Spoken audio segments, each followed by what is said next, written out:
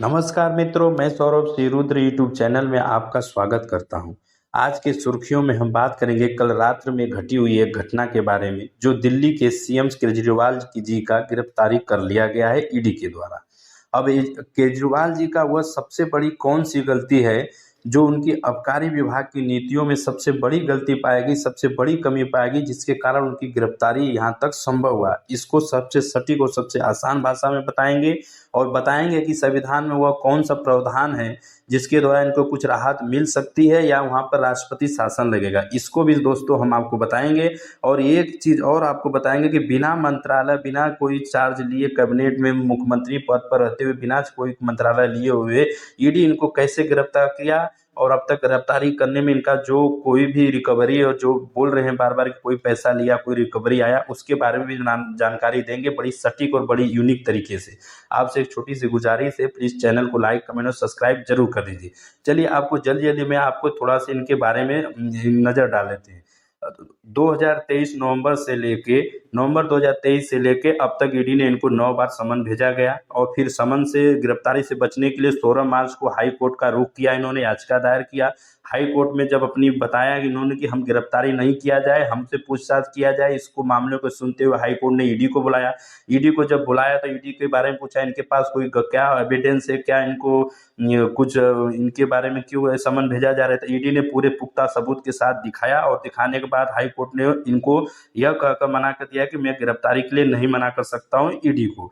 फिर वहां से इनको 21 मार्च को जब वहां से उनको झटका मिला, फिर दोबारा 22 मार्च को इनको रात्रि में ईडी के द्वारा गिरफ्तारी की गई। ये तो अब तक का अपडेट है।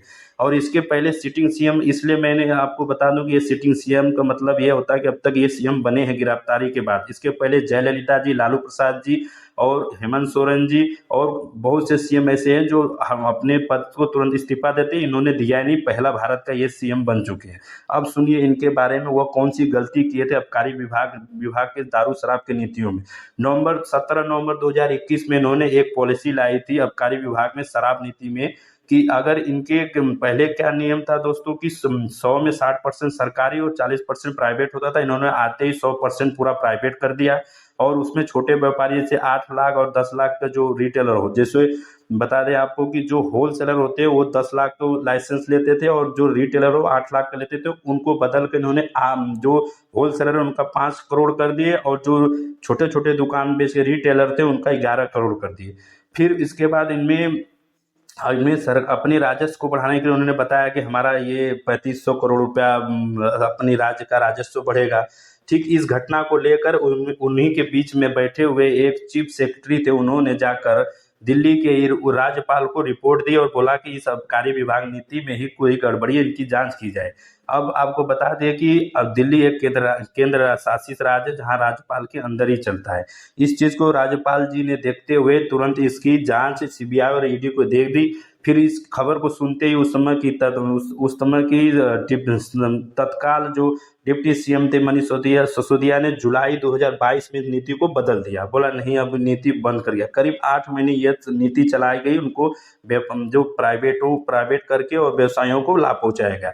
इससे नाराज होकर जो टेंडर लिए हुए थे व्यापारी, वो नाराज हो गए और जब जांच के शुरुआती दौर में सीबी और ईडी में जाकर उन्होंने सरकारी गवाह बन गए, जिसमें आप नाम सुने होंगे, संजय अरोड़ा करके नाम आया था। उन्होंने सरकारी गवाह बन के और अपनी सारी मीटिंग और सारे पैसा कहाँ गया, कैसे दिया गया, इसमें सभी को चर्चा किया गया और सबने बताया जाके सीसी कैमरे के थ्रू कि यहाँ हमने ऐसे ऐसे इनको पैसा दिया। पैसे के बारे में इन्होंने सरकारी गवाह जितने भी बने हुए तो उन्होंने बताया कि पंजाब के इलेक्शन में खर्च किया गया और बगैर खर्च किया गया। तो इसमें अतिथि जी हैं जो निकल के बोलती है अब तक क्या रिकवरी हुई। अब रिकवरी कैसे बताऊं आप दोस्तों, आप खुद समझदार हो, समझो कि जो पैसे इलेक्शन में खर्च कर दिया गया है तो उसकी कोई रिकवरी कब हो सकती है क्या।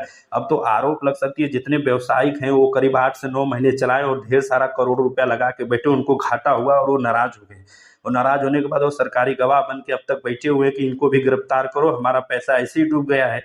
और इसमें एक खबर और आती है कि आपको बता दें कि साउथ ग्रुप क्या है आपको बताओ, सीएम चंद्रशेखर राव जी की बेटी है के कविता ने उस टाइम कौन सा टाइम, जब ये टेंडर दे रहे थे, उस टाइम जाकर के कविता जी ने साउथ ग्रुप का एक बहुत बड़ा व्यापारी संगठन था जिसमें इनसे बात कराया और उनको 100 करोड़ की पैसा देने को, ऊपरी पैसा देने के लिए इनको इनसे बात करा के इनका सेटलमेंट कराया था, उस साउथ ग्रुप का भी एंट्री इसमें हो गई। तो इसी के कारण अभी हाल ही में आपको पता होगा कि कविता को इसी की वजह से गिरफ्तार किया गया। और अरविंद केजरीवाल जी का सबसे बड़ी गलती यही था कि 8 महीना वो व्यापारी जो चलाए थे, सारे व्यवसायिक जो टेंडर लिए थे, उनका नाराजगी के कारण आज वो बैठे कि इनको भी पकड़ के लाओ, हम आपका सरकारी गवाह हैं। ईडी ने सभी को एक प्रकार से तार बुना और सबको देखने लगा, तो इनकी सबकी एक करके मनीष सिसोदिया और संजय सिंह और फिर आज अरविंद केजरीवाल की सबसे बड़ी गले की फांस बन गई।